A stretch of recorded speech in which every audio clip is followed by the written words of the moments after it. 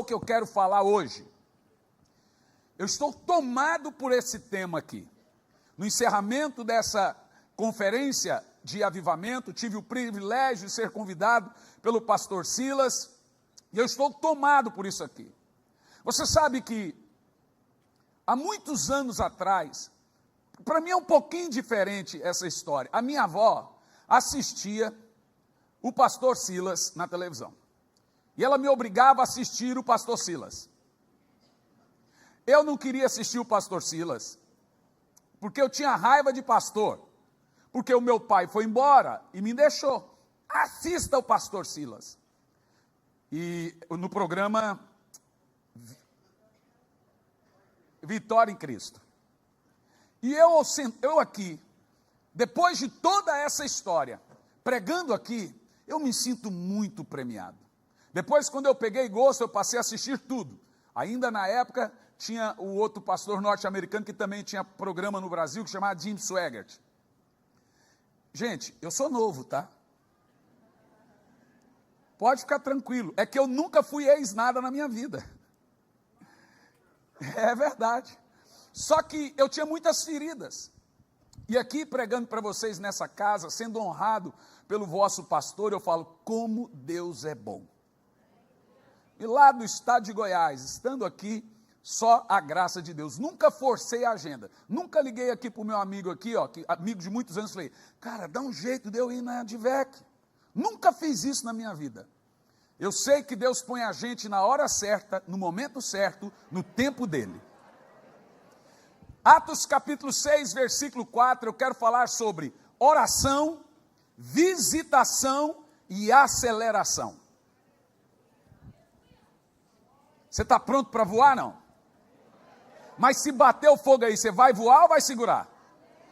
Não, eu vou perguntar, se o fogo bater aí, você vai voar ou vai ficar quietinho aí, igual o crente tradicional? Eu sei que me disseram que o carioca voa facinho. Ele gosta de um fogo, é verdade ou não? Eu quero ver, hein? Quero é ver, estou lá em Curitiba, há 25 anos o Curitiba é mais retraído, voa também, mas do jeito, agora diz que o carioca não tem meio termo. Se o fogo descer, ele pega fogo. Diz que o carioca é mato seco. Pega fogo rapidinho. É verdade, gente? Vocês são facinho para Deus assim?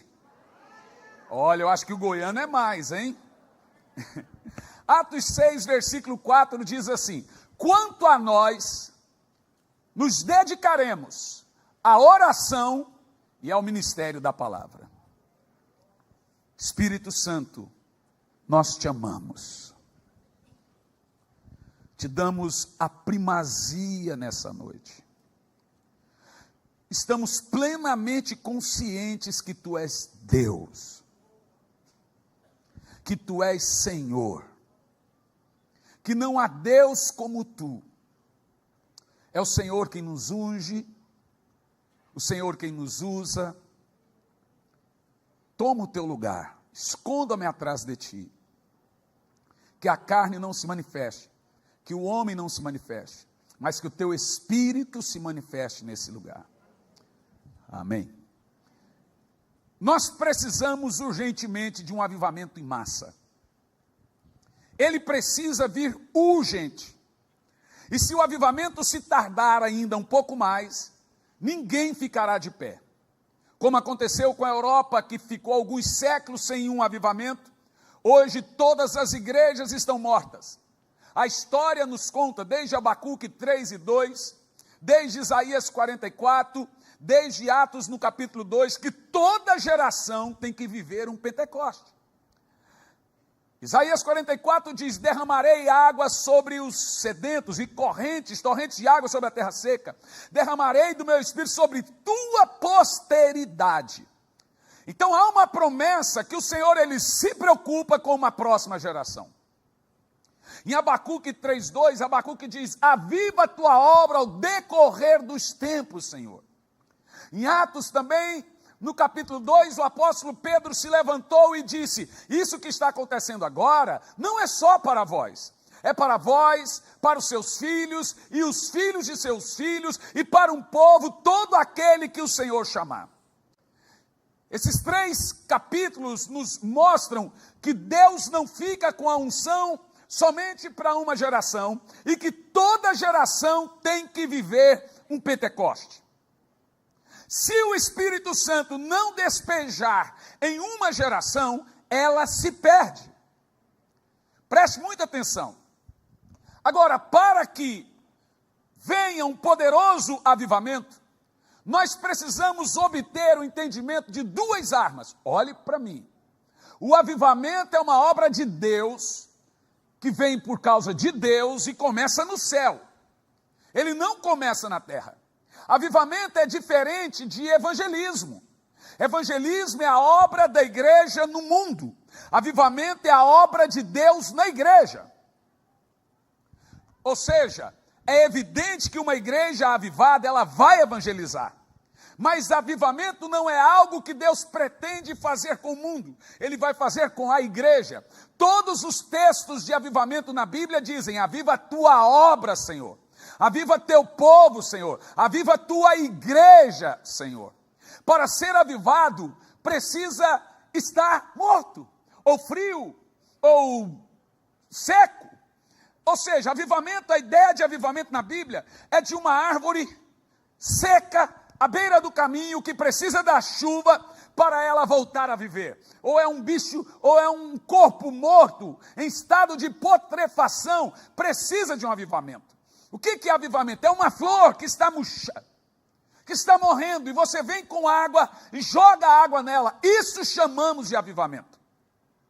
Então, quando nós começamos a pregar avivamento, quando a sua igreja promove um tema desse tão poderoso, é porque o seu pastor, a sua igreja, está preocupado com o estado da sua vida espiritual. Agora, para que tenhamos um poderoso avivamento, a arma não mudou. Em Atos, no capítulo 6 e 4, os apóstolos decidiram que esse seria o tema deles. Quanto a nós, nos dedicaremos ao ministério da palavra e à oração. Agora presta atenção. Quando eu olho esse texto, qual é a diferença entre palavra e oração? O irmão me perguntou: qual é mais importante, pastor Hernani, palavra ou oração? Tem gente que pensa que é como ser do chá e do café. Ou talvez há uma diferença entre palavra e oração. Eu sou mais do jejum, eu sou mais da oração, eu sou mais da leitura bíblica. Não, eu sou mais da oração. Como se houvesse uma competição de ambos. Na realidade, palavra e oração são distintos, mas são 2 asas do mesmo avião. E deixe-me te explicar isso de maneira bem simples. A oração tem um efeito, a palavra tem outro efeito. A palavra toca o temporal, a oração toca a eternidade. A palavra move o coração dos homens, a oração move o coração de Deus. Deus não fez a palavra, presta atenção, Deus não fez a palavra para ele, a palavra não move Deus, Deus não ouve pregação. Imagina Deus lá no seu trono de glória, olhando para o seu anjo mais de confiança e dizendo: olha que palavra tremenda. Uau, que pregação. Eu fui num culto hoje, Miguel, você não tem noção da mensagem. Deus não ouve mensagem, gente. A mensagem não foi feita para mover Deus. A oração não foi feita para o homem. Você não ora a outro homem, você não prega para Deus. A oração move o coração de Deus, a palavra move o coração do homem.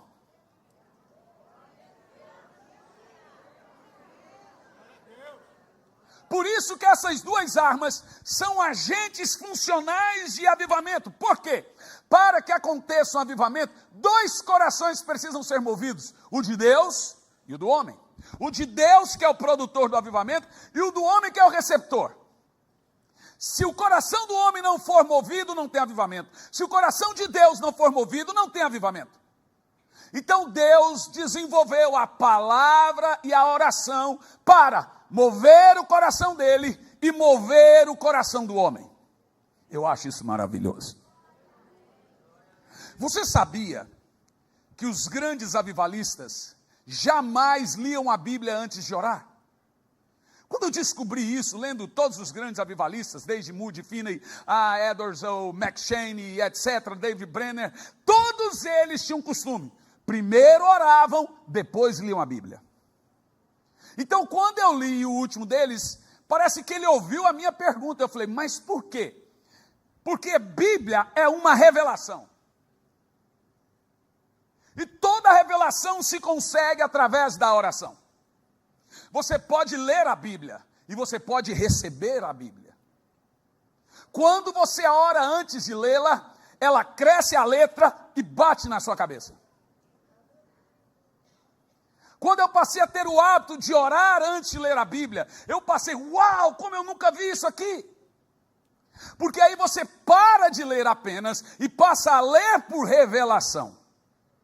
A oração é um velcro que pega o que você leu e cola no seu espírito, e você nunca mais esquece. Agora, muitas pessoas não oram porque dizem elas que não são do ministério de intercessão. Oh, preciosos irmãos, em nenhum momento a Bíblia chama a oração de ministério. Observa o seguinte: quanto a nós nos dedicaremos à oração e ao ministério da palavra. A palavra é um ministério de poucos. Poucas pessoas vão subir aqui para pregar, não sabem o que estão perdendo. Pregar é muito bom, mas também é um grande fardo. Poucas pessoas vão subir aqui e transmitir a palavra, porque poucos têm o ministério da palavra. A palavra é um ministério de poucos. A oração é um ofício de todos. Deus isenta você de pregar, mas não te isenta de orar. Você pode escolher entre subir aqui e pregar ou não. Você não pode escolher entre orar ou não. Porque a oração é um ofício de todos e a palavra é um ministério de poucos. Mas caminhando um pouco aqui, a ordem entre ministério da palavra e ofício da oração, ou a oração é tão importante que Deus colocou ela antes da palavra. Nós só teremos poder no ministério da palavra se formos poderosos no ofício da oração. Perguntaram a Dwight Lima Moody como gerar um poderoso avivamento. Ele disse: põe fogo no altar, incendeia o pregador e as cadeiras irão pegar fogo. Uma vez George Whitefield perguntou a John Wesley: qual é o seu segredo de reunir multidões nas praças? John Wesley disse: Whitefield, põe seu sermão no fogo ou põe fogo no seu sermão. Ou seja, o segredo sempre é a vida de oração do pregador. Aquilo vai apenas abrilhantar o ministério da palavra. Mas deixe-me te falar uma coisa, eu já vi grandes pregadores caírem. Irmão, eu tenho 25 anos de ministério, 42 de idade. O pastor Luciano disse que eu tenho 42 de idade e 60 de ministério. É porque é tanta história, nunca fui, vai conhecendo todo mundo que parece que tem 60 de idade. Mas eu tenho 25 anos de ministério, 42 anos de idade. Eu já vi muitos pregadores caírem. Meu Deus do céu. Quando você fala assim, agora vai, tem um puf, cai. Já vi cantores caírem. Já vi gente famosa cair a rodo. Mas eu nunca vi gente de oração cair.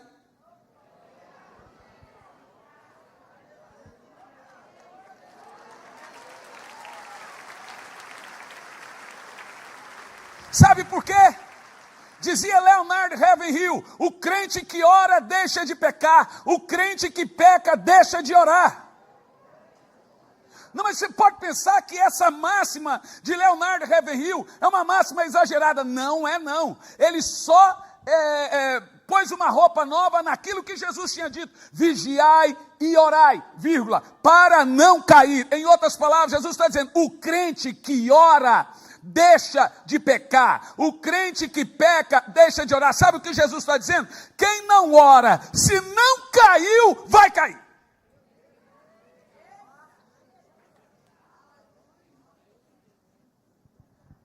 Então talvez você pode pensar que a máxima de Ravenhill, do livro Porque Tardo Pleno Avivamento, foi exagerada. Não, ele apenas recitou a frase de Jesus.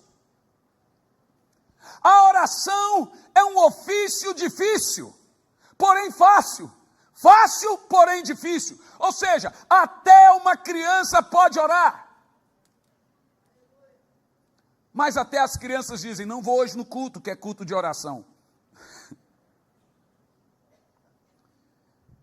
Quando nós lemos a palavra referente a esse texto aqui, chamando o servo de Deus, o ministro, a palavra que nós encontramos, ele é rupereste. Não estou falando isso para ser entendido, não, porque é importante essa palavra. E significa, o que significa servo de Deus? Ministro de Deus, significa remador de galês. Galês era o barco a remo, e os escravos que remavam. Paulo, na sua última prisão, indo para Roma, ele foi um remador de galês. Sabe o que esse texto está dizendo aqui? Que o servo de Deus é escravo do ofício. Eu sou escravo da minha mensagem. Eu sou escravo do meu ministério. Eu não posso decidir não querer mais ministério. Você já leu isso na Bíblia? Que aquele que olha, põe a mão no arado e olha para trás, a alma do Senhor perde o prazer em nós. Sou escravo ou não sou? Paulo disse, Paulo, escravo de Cristo. Não tem mais volta, meu irmão. Não tem mais volta. Aí você surge a pergunta, todo ministro do Evangelho é um escravo da sua mensagem. Ele está condenado a remar. É isso que a Bíblia está dizendo. Nós temos o termo aqui, nós nos dedicaremos à oração no ministério da palavra. A palavra que temos aqui é proscatereu, que quer dizer partidário, dedicado à oração. Deixe-me te falar uma coisa muito importante sobre isso. Coloca na tela para mim 3 textos. Primeiro, Mateus, capítulo 6, versículo 2. Nós vamos pegar o capítulo de São Mateus, o capítulo 6. Você vai entender o seguinte. Quando Jesus pregou no Sermão do Monte, nós temos 3 capítulos do Sermão do Monte. Temos 53 doutrinas, 118 versículos. Presta atenção. 118 versículos, 53 doutrinas e 3 capítulos. Em Mateus, no capítulo 7, São Mateus diz, e concluindo Jesus seus ensinamentos, toda a multidão se admirou de sua doutrina. Ou seja, o que Jesus ensinou no Sermão do Monte foi toda a sua doutrina, tudo aquilo que nós chamamos de cristianismo. Agora observa um dado. Mateus capítulo 6, versículo 2, lê-se assim, quando, pois, orares. No próximo texto, verso 6. Vamos lá. Quando der esmola. Quando, pois, deres esmola. Agora põe o verso 6, por favor. Observa a palavra. Quando, pois, orares. Verso 16. Quando jejuardes. Nós temos 3 regrinhas aqui. Todos os textos que estão na Bíblia sobre oração, está ali quando orares, ore assim, Pai nosso que estás no céu, etc. O que isso quer dizer? Não tem um texto de Jesus dizendo se orar, se por acaso orar. O que nós temos ali é quando orar. O que Jesus está querendo dizer? A Bíblia sequer conjuga o verbo talvez. A Bíblia não conta que tem algum crente que não ora. Ela não fala, não conjuga, não comunica com si. Talvez, quem sabe, talvez, por acaso, quando você orar, pode pegar qualquer verbo. Ela diz quando. A Bíblia entende que todos oram. Agora o que Jesus vai fazer é, ore direito. Quando você pega Romanos capítulo 8, no versículo 26, diz que o Espírito Santo nos ajuda em nossas fraquezas. E por que temos essa fraqueza? Porque não oramos como convém. Você já leu isso na Bíblia? Da onde nasce a nossa fraqueza? Da onde? Da falta de oração.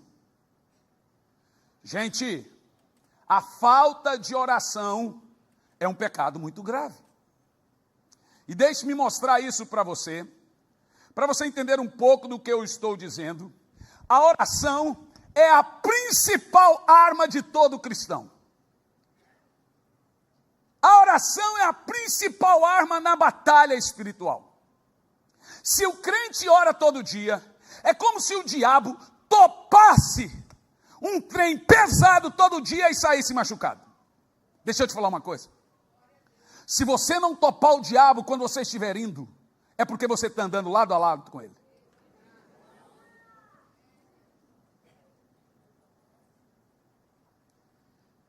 A batalha espiritual, e quando eu falo de batalha espiritual, estamos falando sobre o produto principal de todo avivamento, que é a oração. Nós vamos entender que a batalha espiritual no Velho Testamento, ela é diferente no Novo Testamento. E quando eu falo isso, preste muita atenção. Nós vamos usar como exemplo a vida de Daniel. Lembra de Daniel? Daniel começou um propósito de jejum de 21 dias. No final dos 21 dias, a ideia que temos ali é que o anjo veio para lhe trazer a revelação. E o anjo diz assim: Daniel, desde o primeiro dia em que você começou o seu processo de oração e jejum, eu saí para trazer a você as revelações. No primeiro dia da oração de Daniel, o anjo veio para comunicar-se com ele. Ele diz: mas o príncipe da Pérsia me resistiu, por quanto? 21 dias. Então ele chegou no final dos 21 dias. Não é porque o anjo demorou, é porque houve uma batalha. Esse conceito de batalha espiritual no Novo Testamento mudou completamente. Não temos nenhum anjo impedindo a sua bênção de chegar depois que você começa a orar. Acabou isso. Porque hoje, quando o crente ora, quem leva a sua oração é o Espírito Santo. Você recebeu o Espírito Santo, e o Espírito Santo pega a sua oração e leva até Deus. Então, não há uma arma poderosa do diabo para impedir o Espírito Santo de levar a sua oração. Não há guerra contra o Espírito Santo. O Espírito Santo foi o checkmate de Deus no diabo. Quando Deus decidiu vir lá do céu, através do Espírito Santo, e morar no crente, naquele dia o diabo já perdeu. Agora, presta atenção na arma do diabo.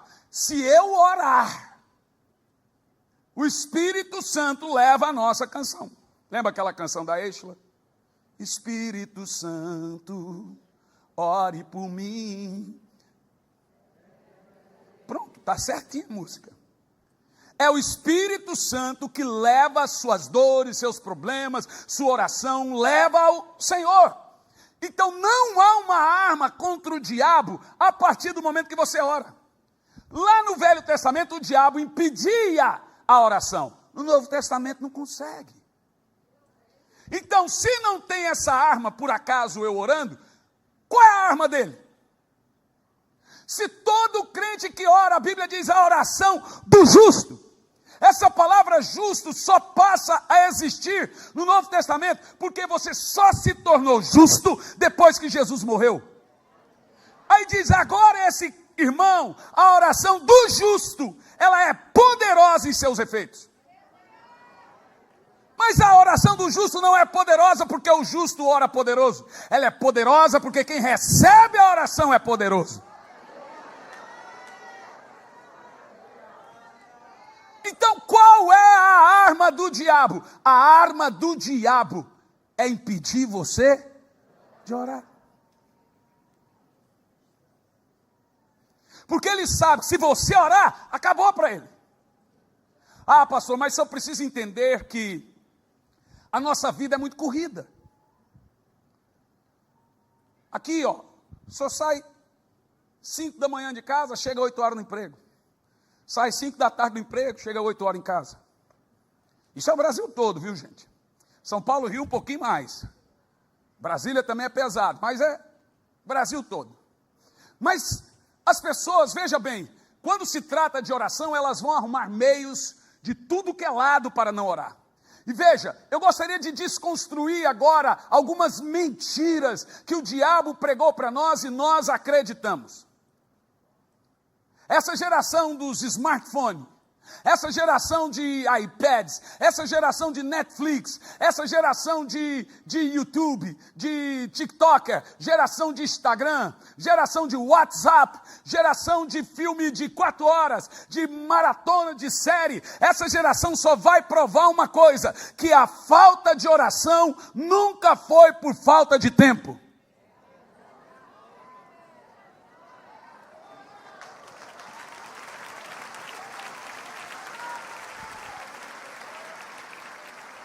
O judeu ora 3 vezes por dia. O muçulmano 5 vezes por dia. O budista 10 vezes por dia. O seixonoísta 18 vezes por dia. E o cristão?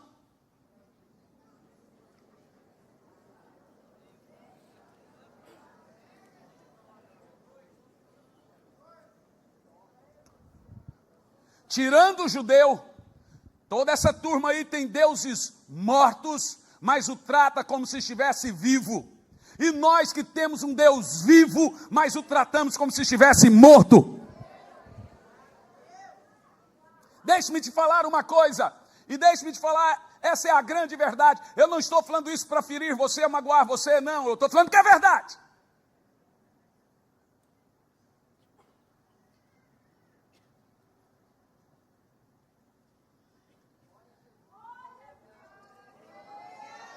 Não há nada que produza mais um avivamento sobrenatural e pessoal numa pessoa do que a vida de oração. Não pense você que toda pessoa que ora decidiu, hoje vou orar 2 horas.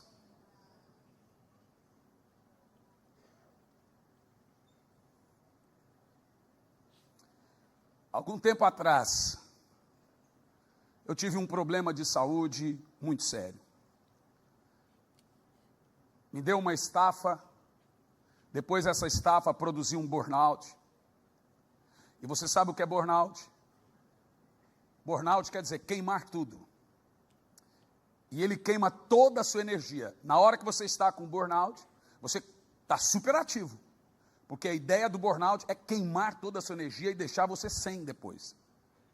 Então você não sente sono, não sente cansaço, isso é um período curto. E eu tive aquele período, um burnout, estava pregando na Espanha, em Madrid. E depois veio um burnout terrível, que é o absurdo do esgotamento. Eu cheguei no absurdo do esgotamento. Japão, Madrid, Canadá, e todo mês uma viagem de 15 horas, um fuso horário diferente, e o corpo cobra. Depois daquilo me deu uma depressão muito profunda. Tão pesada, que eu falei para minha esposa, leva a Isabela, minha filha, para a casa da sua mãe, porque eu não quero que ela me veja assim. Para mim era muito difícil. A depressão, o mundo fica cinza. Você não tem força para nada. E eu tenho o costume da oração. Eu não tinha vontade de orar. Você não tem vontade de nada. De comer, você só tem vontade de dormir. Então eu forçava, eu ia lá, fazia a barba, vestia uma roupa, eu forçava, porque eu não queria parecer uma pessoa deprimida. Muitas vezes eu fui lá, dobrei o joelho, fiquei ali de joelho e falei, Senhor, não estou com vontade de falar contigo, mas vou ficar aqui, calado.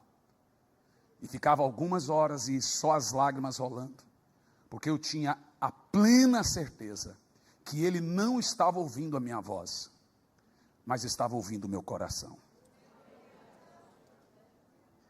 Foi muitas vezes que a toalha ficava molhada de tantas lágrimas, e eu ficava sem dizer uma palavra, mas eu me levantava muito melhor. Eu estava sendo renovado sem falar nada. Uma irmã perguntou para mim, que a gente faz quando Deus não fala nada? Eu falei, você também fica sem falar nada. Porque se você falar, corre o risco de pecar. Então, se Deus está calado, significa que você também tem que ficar calado. Fica quieto, para não murmurar. O povo de Israel falou e andava em círculo. Falou e andava em círculo. Então, em nenhum momento eu murmurei. Mas dá vontade. Dá vontade de ir lá, de reclamar, de falar, o que está pegando? Eu estou tanto tendo mistério, como é que o senhor... Dá vontade. Mas em todas as horas, eu fui lá, dobrei o joelho e falei, eu não consigo falar. Porque a oração não é aquilo que Deus ouve. Oração é um coração que Deus vê. Porque muitos falam, Jesus disse, vocês falam uma coisa com a boca e com o coração diz outra. Você não tem noção o que a vida de oração pode produzir em você, nesse fervor espiritual e nesse avivamento. Eu orei tanto, vim aqui, orei tanto, Senhor, eu devo pregar, eu tenho mais de 3.000 sermões aqui, o Senhor falou assim, pregue aquilo que produz avivamento. Nunca um avivamento nasceu sem que alguém estivesse orando. Foi depois da oração de Elias que o fogo desceu. Foi depois da oração de Salomão que o fogo desceu. Foi depois da oração no Pentecoste que o fogo desceu. Nunca na Bíblia Deus se moveu antes que tivesse alguém orando. Aonde tem oração, tem um mover de Deus. Onde tem oração, tem Deus agindo. Oração e fé jamais foram desapontados. Deixe-me te dizer isso. Oração e fé nunca foram desapontados. Um tempo desse, meu filho chegou e me disse, pai, por que você nunca teve mágoa da avó?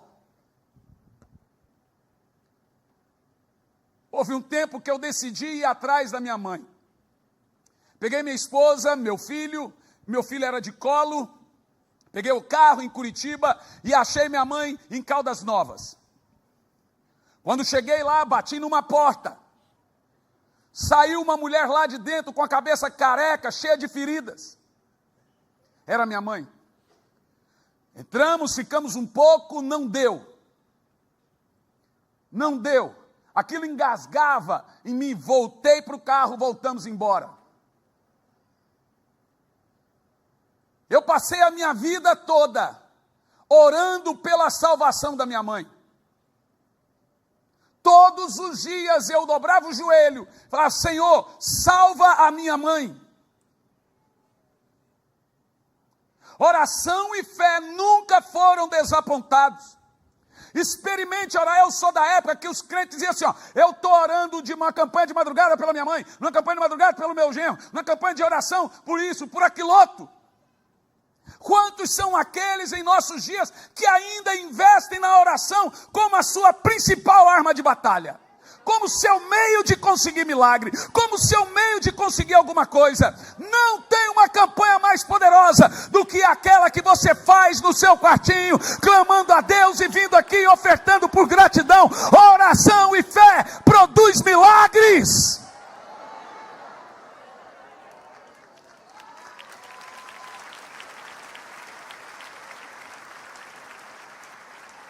Os crentes vinham na igreja com a Bíblia e um lenço, porque ouviam aqui e passavam a semana ruminando e chorando.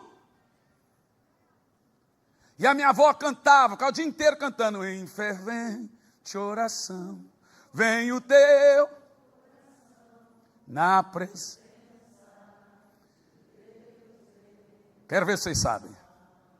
Mas só pode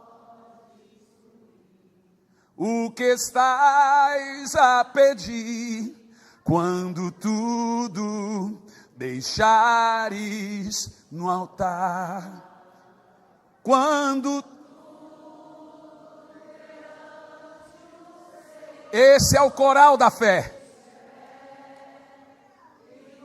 Só por você estar cantando agora, tem milagre chegando na sua casa.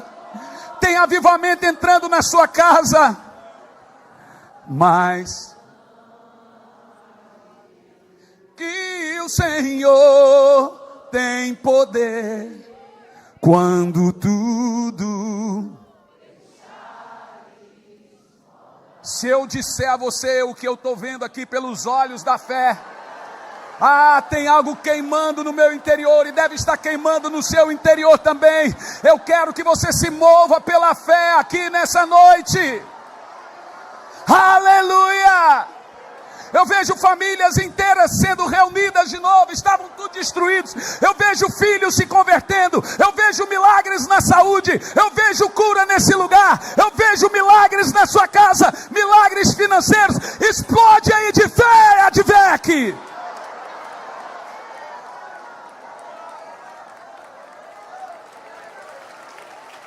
Aleluia!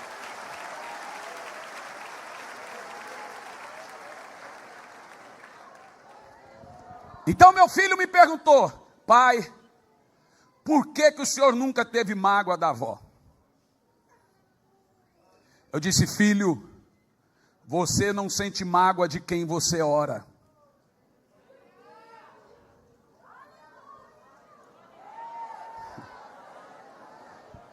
Eu disse para ele: quando você tiver mágoa de uma pessoa, a melhor maneira para curar a mágoa é falar o nome dela na oração.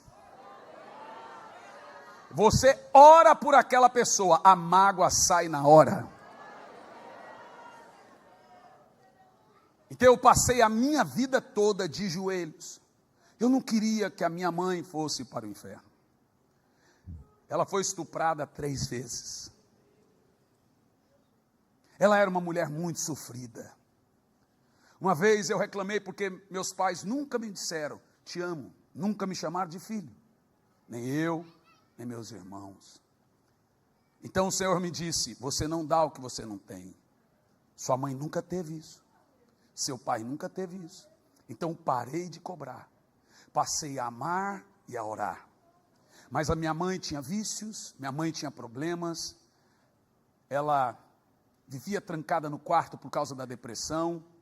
E eu orando. Está aqui minha esposa, sempre me via orando. Um dia ela chegou em casa, eu estava deitado num tapete, chorando muito. Naquele dia eu descobri uma coisa sobrenatural.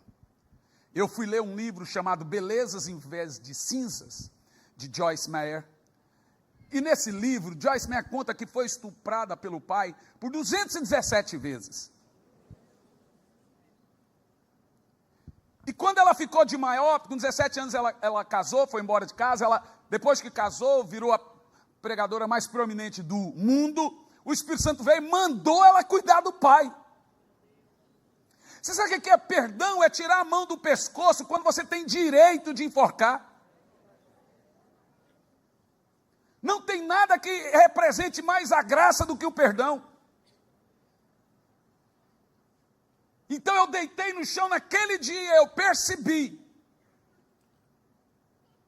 que eu não tinha o amor de Deus revelado no meu coração. Apesar de saber, eu queria sentir. E eu orei, eu vi quando o amor de Deus foi derramado no meu coração, e eu me senti tão amado, que eu nunca tinha sentido. Você pode passar pela vida cristã sem saber ou sem sentir que Deus te ama. Então eu comecei uma caminhada para a salvação da minha mãe. Eu imaginava: Senhor, não deixa ela morrer agora. Eu quero que ela fora dos caminhos do Senhor. Até que aconteceu um dia. O irmão do teclado, vem aqui para parecer que está terminando.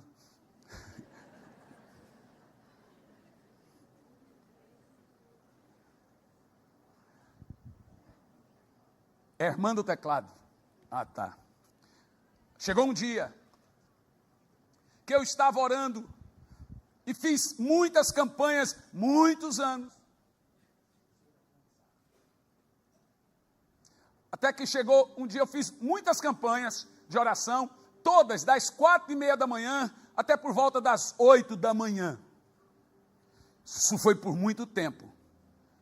Isso comprometeu o meu sono, comprometeu o meu fuso horário, comprometeu tudo. Aonde eu estava, em qualquer lugar do mundo, 4:30 eu estava de joelhos. Dentro de avião, eu ia no banheiro, eu estava numa campanha corrida pela salvação da minha mãe. Eu sabia que funcionava porque eu via minha avó orando pelas madrugadas e conseguindo suas respostas.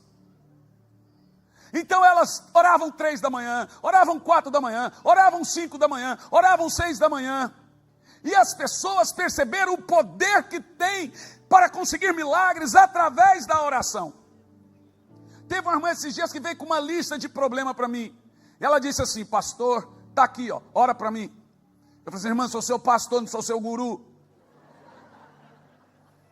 Vamos orar junto? Não é que eu não tenho tempo, irmão, mas o problema é seu, não é meu. Ué. Se você não tem tempo para olhar para os seus problemas, eu também não tenho, não. É desse jeito. Eu falei: vamos orar junto? Eu acordo de manhã para orar, acordo, é muito cedo, pastor. Você não quer muito milagre, não. Milagre, coisa grande, necessita coisa... Veja, revelações sobrenaturais não estarão em mentes superficiais. Coisas profundas não estarão em corações rasos. Há milagres que você tem que cavucar a fé, para conseguir. Você quer milagre ou uma cura de dor de cabeça? Oração e fé nunca foram desapontados. Então eu estava pregando em Vitória no Espírito Santo. Eu amo contar isso. Já parei de me emocionar porque já contei muitas vezes. No início foi mais duro. Terminei a minha oração da madrugada. Deitei na cama. Quando deitei, tive uma experiência com Deus. Uma visitação. Você não precisa acreditar nisso para que seja verdade. É verdade. E eu não tenho nenhuma intenção de provar que é verdade. Eu sei que é verdade. Chegou, alguém falou: o que é que o senhor sentiu, pastor? Falei: nada. Não senti meu braço, não senti meu ouvido, não senti nada. Fiquei parado. Eu simplesmente ouvi uma fala dizendo o seguinte: sabe a sua mãe? Irmãos, é muitos anos orando. Eu vim aqui te dizer que eu estou saindo daqui e vou ter com a sua mãe. A minha mãe lá no início foi professora de escola bíblica, ela sabia tudo da Bíblia. Para que ela voltasse ao Senhor, teria que ser uma experiência, nenhuma pregação faria isso. Teria que ser uma visitação da parte de Deus. E ela veio. Eu acordei, olhei para o meu filho assustou. Foi, pai? Falei: não, depois eu te conto, volta a dormir. Chegamos no avião, eu contei para ele. Falei: olha, aconteceu isso. Quando o avião pousou em Curitiba, veio a minha esposa, minha filha, entramos no carro. Quando entrei no carro, o meu telefone tocou. Do outro lado da linha, era minha mãe. E ela disse: filho. Ela nunca chamou filho de filho. Ela não queria se relacionar com os filhos. Então eu ouvi aquela fala. Ela disse: oi, filho. Eu já falei: senhora está bem? Chamou de filho? Falou: não. O que aconteceu? Ela falou: um homem veio aqui em casa.